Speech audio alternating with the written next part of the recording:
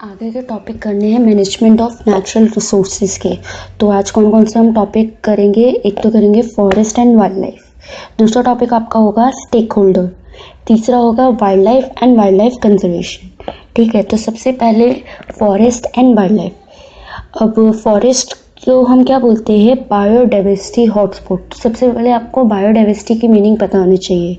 तो बायोडाइवर्सिटी क्या है, यहाँ पर डिफरेंट टाइप ऑफ ऑर्गेनिज्म, मतलब अलग अलग टाइप के ऑर्गेनिज्म एक अर्थ पे रह रहे हैं, that is biodiversity. Biodiversity term को तोड़ दो, bio means living, diversity means अलग अलग टाइप के numbers of peoples, person, animals, plants, insect, ये सारे एक साथ मिलकर क्या बना रहे हैं, बायोडाइवर्सिटी। तो फॉरेस्ट क्या है, बायोडाइवर्सिटी हॉटस्पॉट। क्यों? क्योंकि वहाँ पे अलग अलग नंबर ऑफ स्पीशीज ऑफ आपको प्लांट्स की दिखेगी, एनिमल्स की दिखेगी, इंसेक्ट्स की दिखेगी, वर्टिब्रेट्स की भी दिखेगी। तो इसलिए हम फॉरेस्ट को क्या बोलते हैं, बायोडाइवर्सिटी हॉटस्पॉट। हॉटस्पॉट समझ रहे हो, जहाँ पे जिसके नंबर ज़्यादा होगी। तो फॉरेस्ट एक ऐसा एरिया है जहाँ पे सबसे ज़्यादा आपको प्लांट्स की स्पीशीज और एनिमल्स की स्पीशीज मिलती है। ठीक है, अब हमें बायोडाइवर्सिटी को क्यों कंजर्व करने की ज़रूरत पड़ी। अब जैसे हमें सेफ इन्वायरमेंट को सेव करना था तो उसकी रिक्वायरमेंट क्यों पड़ी, वो रीज़न आपको बताए थे। सेम आपको बायोडाइवर्सिटी को रिजर्व करने का रीज़न क्या है, आपको कंजर्व करनी है अपनी बायोडाइवर्सिटी को। अगर आप बायोडाइवर्सिटी को कंजर्व नहीं करोगे तो आपका इकोसिस्टम इम्बैलेंस हो जाएगा, जो इकोलॉजिकल स्टेबिलिटी है वो हिल जाएगी। ये मैंने आपको चैप्टर 3 में भी बताया था कि अगर एक भी स्पीशीज गायब होती है तो आपकी फूड चेन डिस्टर्ब होगी, फूड चेन डिस्टर्ब होगी तो आपका इकोसिस्टम डिस्टर्ब होगा, और वहाँ पर एक की स्पीशीज का नंबर बहुत ज़्यादा हो जाएगा तो दूसरी स्पीशीज बहुत कम हो जाएगी, तो इम्बैलेंस हो जाएगा एनवायरनमेंट में। इसलिए हमें अपने बायोडाइवर्सिटी को कंजर्व करने की ज़रूरत है।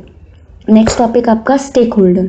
स्टेक होल्डर कौन से होते हैं, वो पर्सन या वो पार्टीज जो आपके फॉरेस्ट में इंटरेस्ट रखते हैं या फॉरेस्ट से कोई ना कोई सामान ले रहे हैं। ठीक है, अब 4 स्टेक होल्डर होते हैं। एक होता है लोकल, ठीक है, जो नॉर्मल पर्सन, ट्राइबल्स, पीपल्स वहाँ उसके फॉरेस्ट के आसपास रह रहे हैं, दैट इज लोकल पीपल। ठीक है, दूसरा है फॉरेस्ट डिपार्टमेंट, वो गवर्नमेंट बॉडी जो फॉरेस्ट की केयर कर रही है। तीसरा है आपका इंडस्ट्रियलिस्ट, वो जो आपके फॉरेस्ट से रॉ मटेरियल ले रहे हैं अपनी इंडस्ट्रीज़ के लिए। चौथा आपका wild life and natural enthusiastic, ये कौन होते हैं, जो आपके फॉरेस्ट को कंजर्व करते हैं। ठीक है, इनकी रिक्वायरमेंट ये होती है कि हमें फॉरेस्ट को कंजर्व करना, वहाँ पर जो भी ज़्यादा से ज़्यादा यूज़ ना हो, वो डैमेज ना कर सके फॉरेस्ट को। तो ये चौथे इसमें आ जाएंगे। तो ये 4 आपके पार्ट्स है स्टेक होल्डर के। ठीक है, एक हो गया आपका लोकल ट्राइबल्स पीपल जो फॉरेस्ट से प्रोडक्ट्स ले रहे हैं, दूसरा आपकी government body that is forest department, तीसरा आपका इंडस्ट्रियलिस्ट, चौथा आपका wild life and natural enthusiastic. अगला आपका टॉपिक हो गया वाइल्ड लाइफ। वाइल्ड लाइफ आपको खुद को पता है कि प्लांट्स, एनिमल्स, माइक्रो ऑर्गेनिज्म अपने नेचुरल हैबिटेट में पाए और उन्हें हम एज अ डोमेस्टिकेटेड या उन्हें कल्टिवेट नहीं कर सकते। ठीक है, वो केवल आपको फॉरेस्ट में ही मिले, वो आपके हो गए वाइल्ड लाइफ। ठीक है, जैसे आपका टाइगर है, लोग डोमेस्टिकेटेड करते हैं बट आपको खुद को पता है वो आपका वाइल्ड एनिमल है, वो आपको हार्म भी कर सकता है। तो इसलिए उसे प्रिजर्व में मतलब जेल में रखा जाता है, ताकि वो केज में रखा जाता है ताकि वो बाहर ना आके उस पर्सन को हार्म ना कर दे। तो वो डोमेस्टिकेटेड लायक नहीं है, तो वो आपका वाइल्ड लाइफ हो गया। ठीक है, अब वाइल्ड लाइफ को भी आपके थ्रेटेंड हो रहा है, थ्रेटेंड मीन्स खतरा है, उसे भी कंजर्व करने की ज़रूरत पड़ रही है। रीज़न क्या है उसके खतरे के, एक तो आपके हो गए हैबिटेट डिस्ट्रक्शन। अब हम अपनी रिक्वायरमेंट के लिए, अपनी बिल्डिंग्स बनाने के लिए, अपनी चीज़ों के लिए फॉरेस्ट को कट कर रहे हैं, तो वो सारे एनिमल्स कहाँ आ रहे हैं, हमारे लोकल एरिया में, हमारे सिटीज़ में आ रहे हैं। ठीक है, तो हैबिटेट डिस्ट्रक्शन में क्या हो गया, उनका हैबिटेट ही हटा रहे हैं हम, उनका हैबिटेट ख़त्म कर रहे हैं। दूसरा ओवर एक्सप्लॉयटेशन, किसी एक स्पीशीज़ की बहुत ज़्यादा एक्सप्लॉयटेशन होना, बहुत ज़्यादा बढ़ जाना, जिससे दूसरी स्पीशीज इफेक्ट होगी, आपका इकोलॉजिकल स्टेबिलिटी हिल जाएगी। तीसरा आपका हंटिंग, हंटिंग मीन्स उनकी स्किन के लिए एनिमल्स को मारना।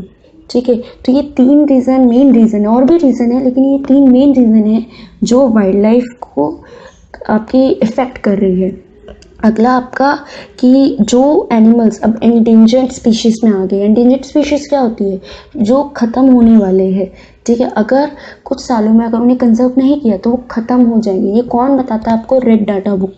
तो उन एनिमल्स को कौन बोलते हैं, क्या बोलते हैं? Endangered species. जैसे कुछ टाइम पहले टाइगर्स आपकी एंडेंजर्ड स्पीशीज में काउंट होती थी इंडिया में, ठीक है। अब थोड़े उनके नंबर्स बढ़ गए हैं, बट इतने नहीं कि अभी भी उन्हें एंडेंजर्ड स्पीशीज से हटा दिया जाए।